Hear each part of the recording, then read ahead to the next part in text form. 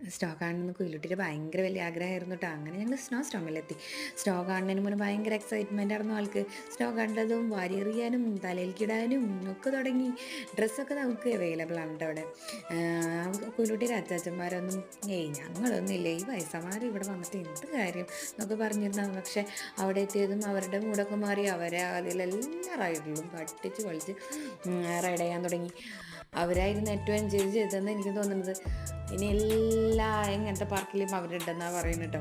ഞങ്ങളത് കഴിഞ്ഞിട്ട് ഡിസ്കോ ഡാൻസൊക്കെ ഉണ്ടായിരുന്നു നമ്മുടെ സ്നോയിൽ. ഭയങ്കര ഡിസ്കോ ഡാൻസും എല്ലാവരും ഭയങ്കരമായിട്ട് എൻജോയ് ചെയ്തു. അതിനുശേഷം ഞങ്ങൾ അവിടെ നിന്ന് ഫുഡൊക്കെ അടിച്ച് എല്ലാ റൈഡിലും കയറി വാട്ടറിലൊക്കെ തല കുത്തി മറിഞ്ഞ് അടിച്ചു പൊളിച്ചു. അങ്ങനെ ഞങ്ങൾ ഈ വെക്കേഷൻ എൻജോയ് ചെയ്ത ഒരു സ്പോട്ടായിരുന്നു ഇത്. അങ്ങനെ വേറെ ഒന്നുമില്ല. Bye bye.